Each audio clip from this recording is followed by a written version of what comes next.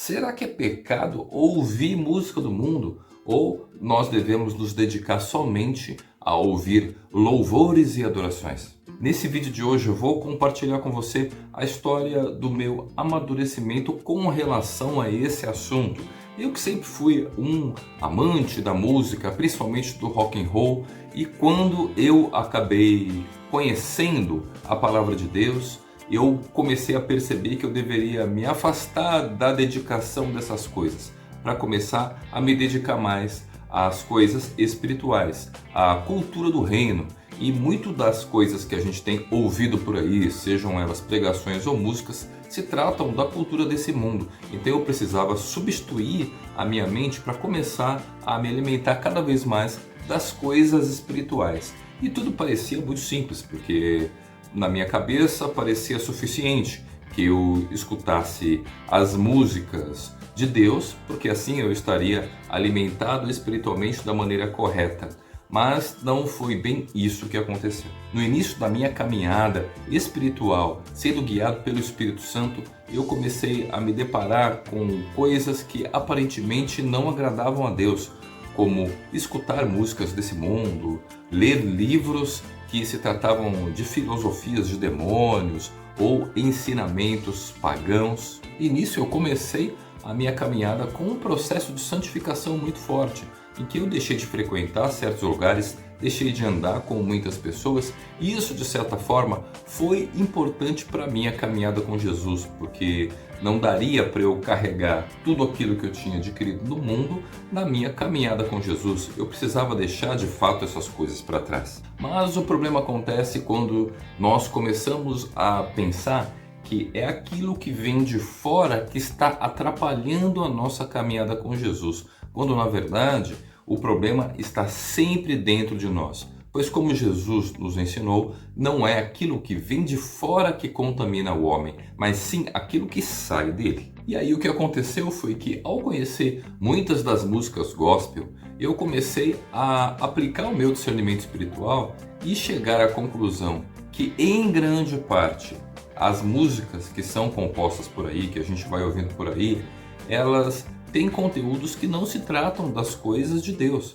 Por exemplo, ficam incentivando as pessoas a competir umas com as outras, no sentido de querer buscar a sua vitória, nem que isso possa causar no próximo uma derrota. Músicas que ficam incentivando o consumo, em ter coisas materiais, mesmo que Deus tenha levado, mesmo que Deus tenha feito com que a gente deixasse essas coisas para trás, elas incentivam a gente a adquirir as coisas e ao consumo de coisas que não precisamos. Isso sem falar naquelas músicas que colocam todo o povo numa situação de adoração completamente cega, em que faz parecer que a gente precisa adorar para que o reino de Deus continue a existir.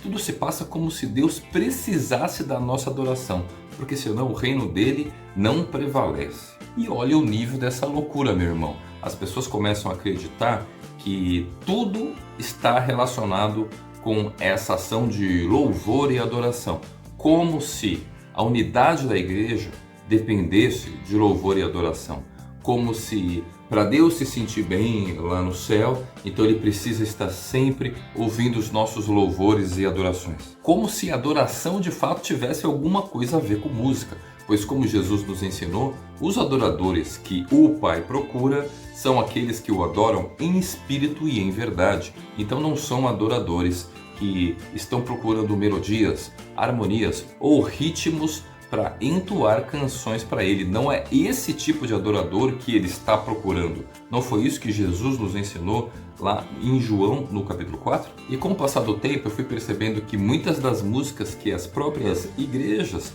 questionam como sendo do mundo, na verdade se tratam de músicas proféticas que vêm denunciar a hipocrisia do próprio sistema religioso. Então quer dizer que a gente deve ouvir somente as músicas que são tocadas na igreja, mesmo aquelas que tenham conteúdos ruins. Por outro lado, eu não posso ouvir músicas que vêm questionar um comportamento de hipocrisia ou simplesmente de doença mental com relação às paranoias religiosas, com relação a pecado de todos os tipos. Não toque, não prove, não entre, não fale, não se vista desse jeito, porque muitas das coisas que a gente tem visto por aí se tratam de músicas que têm incentivado os comportamentos religiosos e não canções que vêm nos incentivar a praticar princípios espirituais. Por exemplo, as palavras de Jesus que a gente encontra ali no Sermão do Monte. Isso sem falar que para as pessoas que de fato são espirituais, elas vão conseguir enxergar espiritualidade em tudo, mesmo naquilo que foi feito com uma intenção ruim. Porque uma pessoa que tem essa sensibilidade espiritual, mesmo quando um falso profeta ou alguma pessoa mal intencionada abre a sua boca, consegue ver como Deus está trabalhando por meio dela.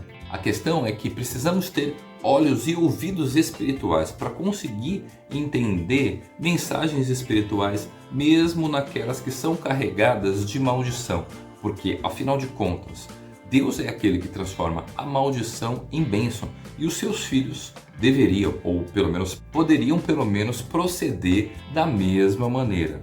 O que você acha disso? Com o passar do tempo eu fui percebendo que muitas das músicas que são consideradas pagãs, que aparentemente são músicas de amor, feitas de um homem para uma mulher, por exemplo, na verdade se tratavam de músicas em que o compositor tinha escrito para Deus, só que essas músicas eram tratadas como se fossem do mundo, porque elas estavam dentro de um álbum musical que às vezes foi feito por uma gravadora que tinha a intenção de captar um público que estava apaixonado ou de coração partido.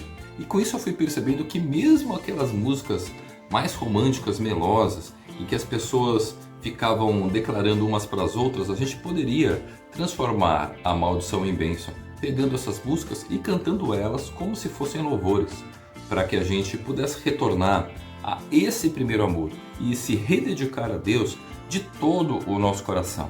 Então, tudo pode ser espiritual para aqueles que são espirituais. E hoje eu chego à conclusão que todo aquele processo que eu tinha no meu início da caminhada espiritual, em que eu ficava sempre fugindo de coisas que poderiam me atingir espiritualmente, na verdade, se tratavam de problemas que eu precisaria resolver internamente e não de maneira externa, me isolando das coisas.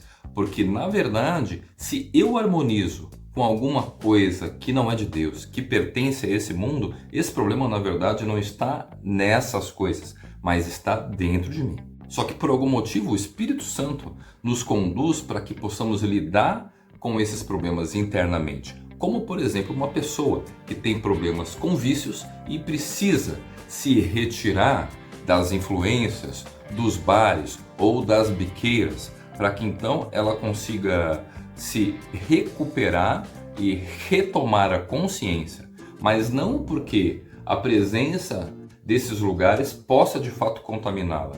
Sim, é um processo de descontaminação, mas o pecado não está no bar, o pecado não está numa droga que é consumida. Na verdade, o problema está dentro de nós, quando procuramos soluções externas para coisas que existem dentro de nós, como por exemplo, assim é o reino de Deus, que Jesus nos ensinou, que ele está dentro de você, dentro de mim, dentro de nós.